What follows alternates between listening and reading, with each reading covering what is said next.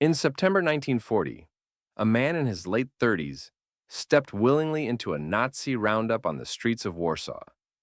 He wasn't captured by mistake. He had planned it. His name was Witold Pilecki, and his mission was so insane that even his fellow resistance fighters tried to talk him out of it. He was going to infiltrate Auschwitz, the most notorious death camp in human history, from the inside, not to escape it, but to gather evidence, build a resistance, and report back to the Allies. What he endured and what he uncovered would change the world forever. This is the true story of the man who walked into hell on purpose and lived to tell about it. Witold Pilecki was born in 1901 in what was then part of the Russian Empire. From a young age, he was taught two things: faith and patriotism.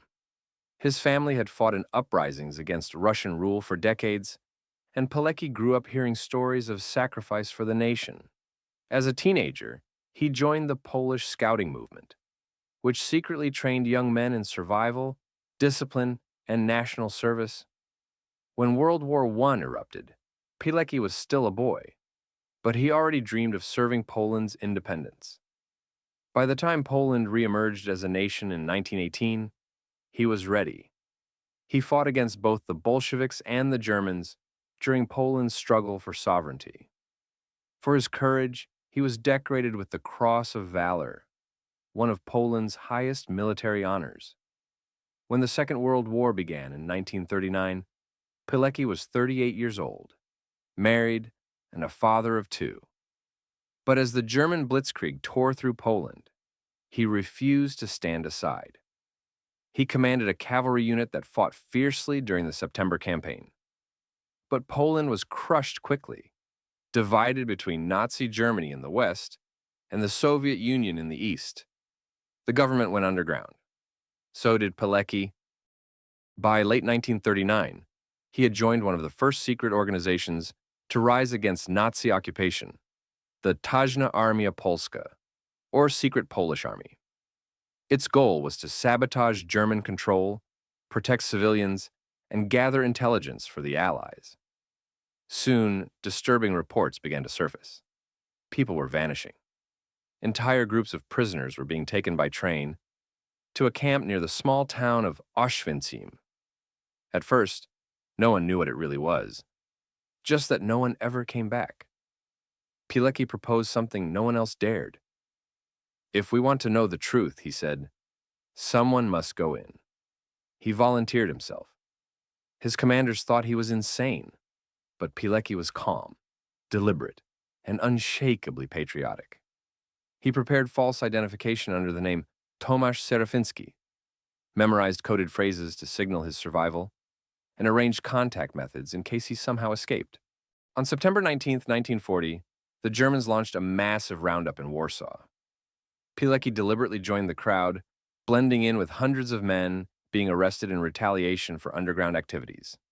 He was beaten, shoved into a truck, and transported to Auschwitz, which, at the time, was still evolving from a prisoner camp into a complex of systematic death. Upon arrival, he was stripped, shaved, and tattooed with the number 4859. That number would become his identity for the next 2.5 years. The first thing he saw was a man being beaten to death for not standing straight during roll call. The guards laughed. He realized immediately, this was hell on earth. The camp's routine was designed to destroy the human spirit. Prisoners woke before dawn, lined up in freezing weather, and worked until they collapsed. Food was a watery soup made of grass or potato peels. People starved next to piles of corpses. But Pilecki refused to break. Within weeks, he began forming the ZOW, Związek Organizacji Wojskowej, the underground military organization of Auschwitz. He built it in cells of 5 men. So if one was caught, the others might survive. They created secret communication lines, forged documents, and even infiltrated the camp's German offices to gain access to information. Pilecki's network smuggled news and microfilm out of the camp through civilian workers.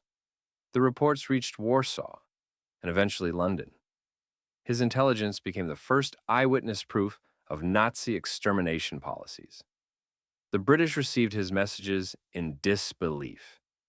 Gas chambers, crematoria, industrial killing. It seemed impossible, until the evidence kept coming. Pilecki also saw early Jewish transports arriving, families separated, mothers screaming for their children. He saw the first executions of Soviet POWs, the testing of Zyklon B gas, and the expansion of the crematoria. He documented everything, knowing that someday someone would need to know the truth. Conditions worsened as Auschwitz grew. Typhus swept through the barracks, killing thousands. Executions became daily entertainment for the SS. Yet Pilecki's organization endured. They stole medicine from the SS hospital, forged medical notes to save the sick, and occasionally sabotaged machinery to slow Nazi production. Every act of defiance carried a death sentence. But Pilecki's network grew to over 1,000 prisoners, including priests, doctors, and soldiers. By 1942, he realized the camp was expanding into a death factory. Trains now carried thousands of Jews every week, and only ashes left the camp. Pilecki wrote in his secret report, "I saw men, women, and children vanish into the night through a door that never opened again." He pleaded for the Allies to bomb the railway lines, or at least the crematoria, but no one acted. By 1943, Pilecki knew he had to escape. He had gathered more information than any other source, but staying longer meant certain death. On the night of April 26, 1943, under cover of darkness, he made his move. He and two fellow prisoners, Jan Redze and Edward Ciesielski, were assigned to a bakery outside the main fence. They overpowered the night guard, cut the phone lines, and slipped away into the fields. The area was crawling with patrols. They ran through mud, ditches, and barbed wire, dodging bullets in the dark. For days, they survived on stolen bread and river water, hiding in forests. Finally, after nearly 2 weeks, they reached a safe house run by Polish farmers. There, Pilecki wrote the first full report detailing Auschwitz, a document that would later be called the Witold Report. It was the earliest comprehensive eyewitness account of the Holocaust, sent to the Allies in 1943. Back in Warsaw, Pilecki continued his mission. He tried to convince the Polish resistance to storm Auschwitz, but the plan was too dangerous, and they lacked the weapons to fight a garrison that large. He joined the Home Army, the main Polish underground force, and continued gathering intelligence.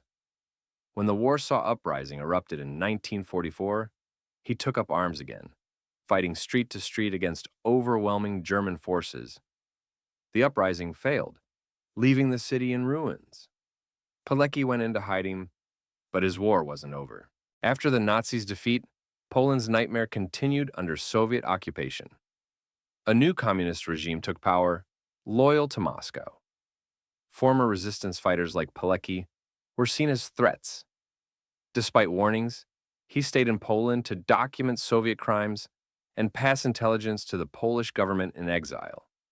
In 1947, he was arrested by the Communist Secret Police. For nearly a year, he was beaten, tortured, and interrogated. His ribs were broken, teeth smashed, and nails ripped out. But he never betrayed his comrades. At his trial, he stood before the court and said, "I have tried to live my life in such a way that in the hour of my death, I would feel joy rather than fear." He was sentenced to death and executed on May 25, 1948, with a single shot to the back of the head. His body was buried in an unmarked grave. For decades, his name was erased from textbooks, his deeds buried by communist propaganda. After the fall of communism in 1989, historians uncovered Pilecki's reports and prison records. Only then did the world realize what he had done. He was posthumously promoted to the rank of colonel, and awarded Poland's highest honors. Today, schools, streets, and monuments bear his name. Even the U.S. Holocaust Memorial Museum displays his intelligence reports, the earliest documentation of Auschwitz's horrors. Historians call him the greatest hero of World War II you've never heard of.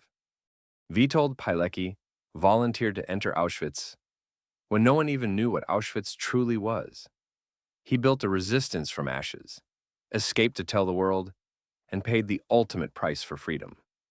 His life was a testament to the strength of one man's will against pure evil, and his legacy reminds us that courage isn't the absence of fear, it's choosing to act despite it. This was the story of Witold Pilecki, the man who escaped Auschwitz twice